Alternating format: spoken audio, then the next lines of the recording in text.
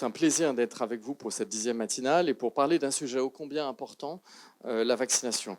On sait que c'est la mesure majeure de prévention et qu'il y a une politique de santé publique qui a été développée par la ministre actuelle de la Santé et des Solidarités qui pousse cette vaccination. Nous avons pu réaliser avec l'Ordre une grande enquête auprès des infirmiers, évidemment inscrits à l'Ordre, sur leur vision de la vaccination, leur couverture vaccinale et les interactions qu'ils avaient avec leurs patients.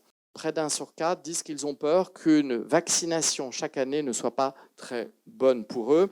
Et là, on sait aussi qu'il y a des réticences vis-à-vis de l'efficacité du vaccin contre la grippe et la peur des syndromes pseudo-grippaux liés à l'utilisation du vaccin. Donc 2/3 des infirmiers de ville parlent régulièrement de vaccination avec leurs patients. Et les 3 principales raisons du pourquoi les infirmiers se vaccinent, c'est un souhait de protection personnelle, c'est pour protéger ces patients à 82%, et bien sûr aussi la protection des personnes de l'entourage. Et là, on pense à l'effet cocooning vis-à-vis des personnes âgées notamment.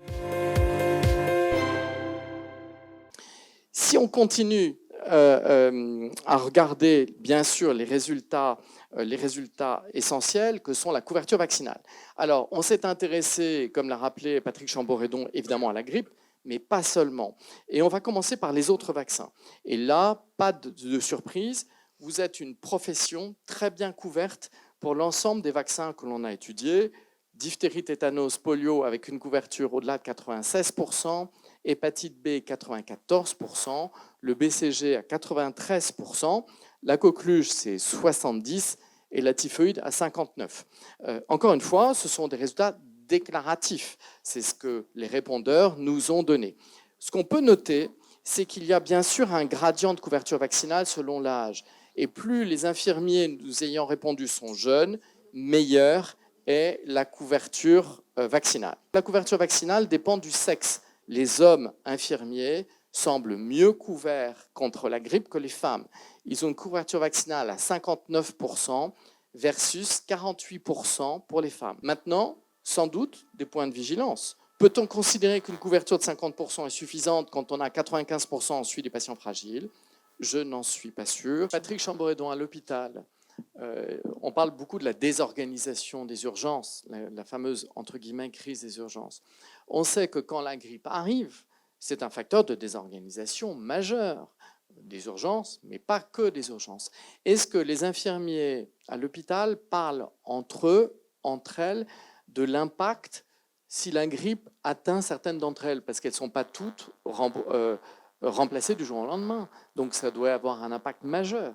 C'est certain que lorsqu'il y a un professionnel qui est malade, il ne vient pas travailler et donc ça désorganise encore plus. Donc c'est un vrai sujet, mais à l'hôpital, de mon expérience de ce qui se passe à la PHM, puisque c'est l'assistance publique des hôpitaux de Marseille, excuse-moi, c'est quelque chose qui se fait. La médecine du travail vient dans les services et vaccine les professionnels dans leurs services et régulièrement. Donc c'est quelque chose quand même qui se fait. Il y a des mesures de prévention. Après, la problématique, je pense, c'est comment est remontée l'information. Et puis on se vaccine aussi entre nous, parce que quelquefois on a des vaccins disponibles, des patients qui les ont laissés, qui les ont pas, qui ont été vaccinés plusieurs fois. Donc tout ça, on se vaccine aussi entre nous et ça passe complètement sous les radars. Moi, personnellement, ça en tant que marcher. professionnel de santé, je vaccinais mes parents et ce n'était pas quelque chose qu'on arrivait à comptabiliser. Donc, il y a toute cette vaccination qui est déjà réalisée par les infirmiers, qui sont déjà très impliqués dans ce processus-là, qui n'est pas comptabilisé. Donc, on a des chiffres, moi, 50%, je pense qu'on est un peu en dessous de ce qui est la réalité. Madame la députée Sereine l'a dit tout à l'heure, on a aussi des pratiques entre nous, des infirmiers qui ne vont pas facturer. Le modèle économique est aussi peut-être en défaveur d'une vraie comptabilité. Il est essentiel que les personnes qui sont en contact de ces personnes fragiles soient elles-mêmes vaccinées et donc dénuées de risque de transmettre ces infections. Donc ça, je pense que si les infirmiers qui ont répondu ont ce sens de la responsabilité, de leur propre responsabilité vis-à-vis des patients, je pense que c'est vraiment une excellente chose.